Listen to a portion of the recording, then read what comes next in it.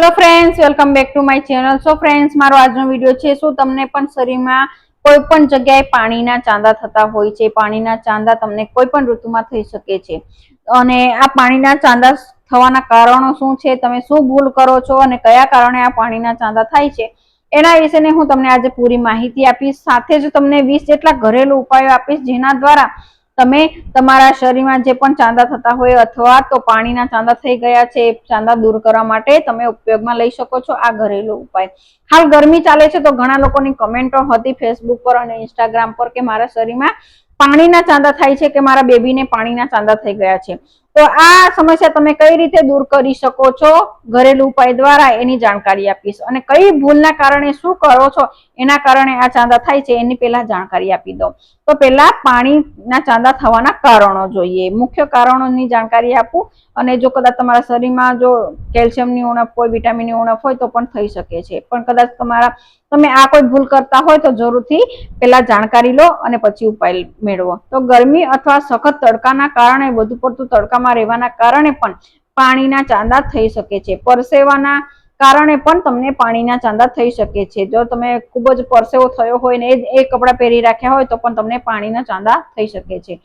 ત્વચાનું ઘર્ષણ એટલે કે ચામડી અને કપડું ઘસાતું હોય ને એના કારણે પણ તમને આ સમસ્યા થઈ શકે છે. સાથે તમે ખૂબ જ ફિટિંગ વાળું કપડું પહેર્યું હોય, તમે હાથ પણ ઊંચા ના કરી શકતા હોય ને તમે પહેરવામાં પણ ખૂબ જ જોર મારીને પહેર્યું હોય, એટલું ફિટિંગ વાળું તમે પહેર્યું હોય તો આપણી ચામડી અને એ કપડું બંને ઘસાય છે. એના કારણે પણ ફોલ્લા થઈ શકે છે. તો બની શકે તો તમે થોડા ખુલ્લા કપડાં પહેરવાનું રાખો, હવા ઉજાસ જાય શરીરમાં એ રીતના કપડાં પહેરવાનું રાખો. પછી બળતરા, ગરમ પાણીના બળતરા અથવા તો વરાળના કારણે અથવા તો દાઝી જવાના કારણે પણ તમને પાણીના ફોલ્લા થઈ શકે છે. કોઈ ચેપના કારણે પણ તમને થઈ શકે છે. અછબડા થયા હોય, હેપટીસ થઈ ગયું હોય અથવા તો બેક્ટેરિયા વાળા ઇન્ફેક્શનના કારણે પણ તમને આ સમસ્યા થઈ શકે છે. સાથે તમારું પાણી એવું આવતું હોય ખરાબ, એના કારણે પણ તમને આ પાણીના ફોલ્લા થઈ શકે છે. એલર્જી, કોઈ પણ કેમિકલ વાળો સાબુ અથવા તો કોઈ પણ એવું પ્રોડક્ટ લગાવી લીધું હોય, એવી કોઈ ક્રીમ લગાવી દીધી હોય, એવો કોઈ પાવડર લગાવી દીધું હોય, મેકઅપ કરાવી લીધું હોય એવો, અથવા તો હમણાં તો લિપસ્ટિક પણ એ ટાઈપની આવે છે, એવી કોઈ લિપસ્ટિક લગાવી લીધી હોય ફટફટ તો પણ તમને કોઈ પણ જગ્યાએ પાણીના ફોલ્લા થઈ શકે છે. અથવા તો ઉનાળામાં, ભર ઉનાળામાં લેડીઝોએ વેક્સ કરાવી લીધું હોય અને વેક્સ કરાવીને તમે એના પર કોઈ પણ અપ્લાય ના કર્યું હોય, ના તમે જેલ લગાવ્યું હોય કે ના તમે કોઈ સારી ક્રીમ લગાવી હોય તો પણ તમને પાણીના ચાંદા થઈ શકે છે.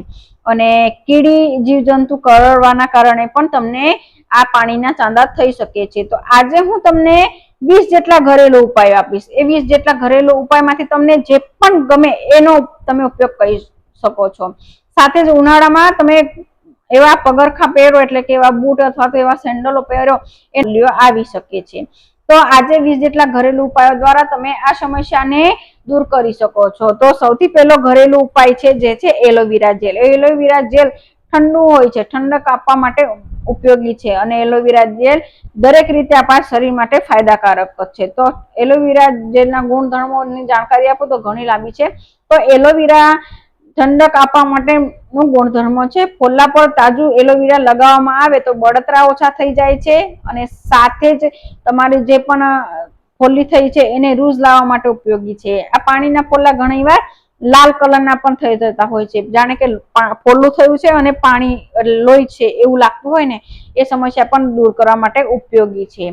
નારિયેળ તેલ, તેલમાં લોરિક એસિડ હોય છે જે ઇન્ફેક્શન સામે રક્ષણ કરવા માટે ઉપયોગી છે. જો તમને આ પાણીના ફોલ્લા થયા હોય ને તો નારિયેળનું તેલ, પેરાશૂટ કોપરેલનો ઉપયોગ પણ તમે લઈ શકો છો. ટી ટ્રી ઓઇલ, આ તેલમાં એન્ટીબેક્ટેરિયલ ગુણ હોય છે જેને નારિયેળ તેલ સાથે મિક્સ કરીને પણ ઉપયોગમાં લઈ શકાય છે. આ ટ્રી ઓઇલ છે ને તમને ઓનલાઈન પણ મળશે અને મેડિકલમાં પણ મળશે. એ ઓઇલને સાથે એક જ ટ્રી ઓઇલ છે એનો ઉપયોગ નથી કરવાનો, એનો ઉપયોગ કરશો તો તમને ઇન્ફેક્શન થશે અને વધારે તમારી સમસ્યા છે એ આવી શકે છે.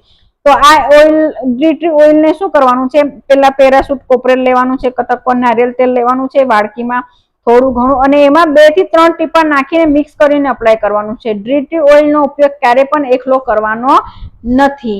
પછી હળદરનો લેપ લગાવવાનો છે. હળદર અને પાણીનો લેપ લગાવવાથી પણ તમારા જે પગની સમસ્યા છે, ફોલ્લાની સમસ્યા છે એ તમે દૂર કરી શકો છો.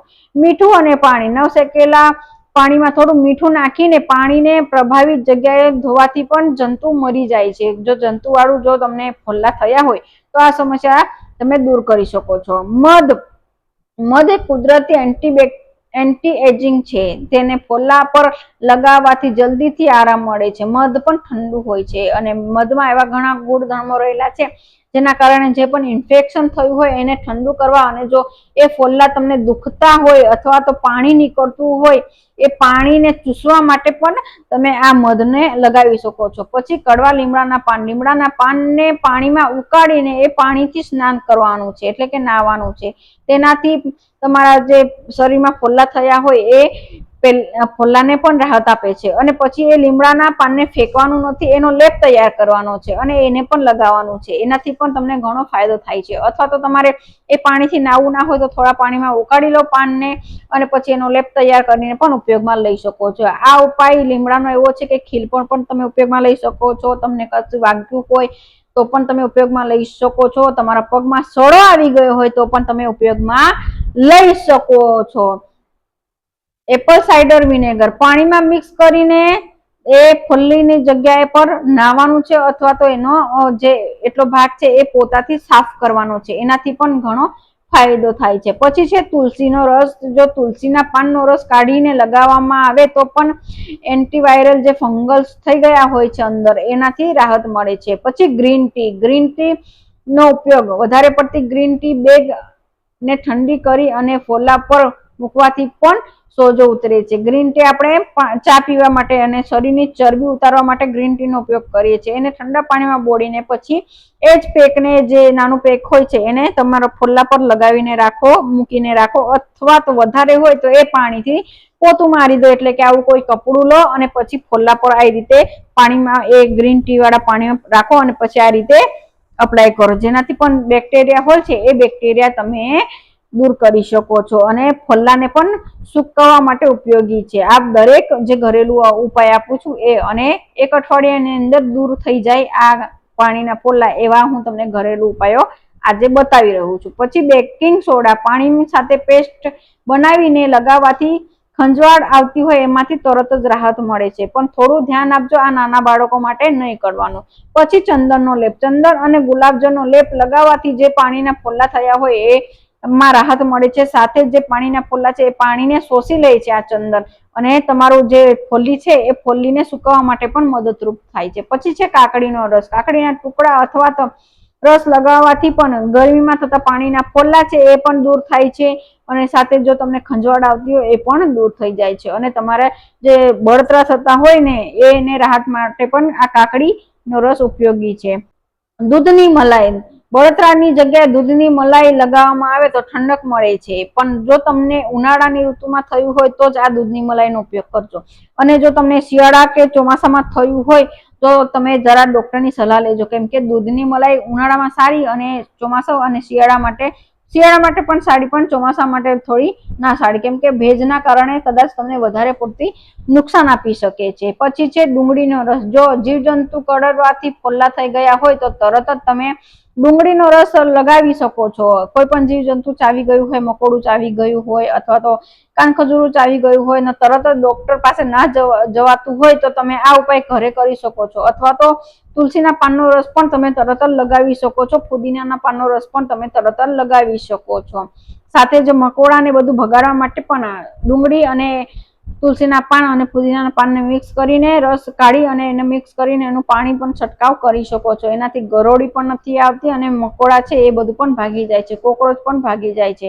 લવિંગનું તેલ. જો દુખાવો વધુ પડતો હોય તો લવિંગનું તેલ એરંડીના તેલ સાથે મિક્સ કરીને લગાવવામાં આવે તો પણ તમને ફાયદો થાય છે, અને જે ફોલ્લા છે એ ફોલ્લા પણ રાહત મળે છે. એરંડાનું તેલ કડવું હોય છે, જે જીવજંતુને મારવા માટે ઉપયોગી છે, એટલે કે આપણા સ્કિન પર જે પાણીના ફોલ્લામાં જીવજંતુ રહ્યા હોય એને મારવા માટે પણ ઉપયોગી છે. પુષ્કળ પાણી પીવું જોઈએ. શરીરને હાઇડ્રેટ રાખવાથી ઝેરી તત્વો બહાર નીકળે છે અને એના કારણે આપણી સ્કિન પર કોઈ સમસ્યા થતી નથી.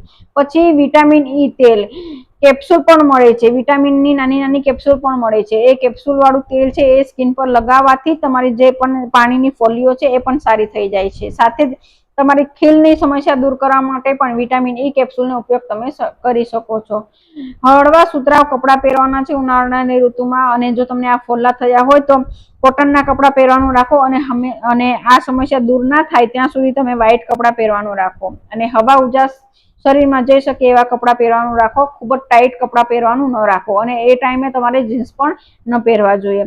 તો આજે મેં કેટલા 20 જેટલા ઘરેલું ઉપાયો, આ ઉપાયો દ્વારા તમે તમારા શરીરમાં પાણીના જે ફોલ્લા થતા હોય એની સમસ્યા તમે દૂર કરી શકો છો. તો ફ્રેન્ડ્સ, આજનો વિડીયો ગમ્યો હોય તો વિડીયોને લાઈક આપો, ફ્રેન્ડ ફેમિલી સાથે શેર કરો, સાથે જ મારી યુટ્યુબ ચેનલને સબસ્ક્રાઇબ કરી દો, બેલ આઇકનને પ્રેસ કરી દો. બેલ આઇકન પ્રેસ કરવાથી આવા જ નવા વિડીયો મળતા રહેશે.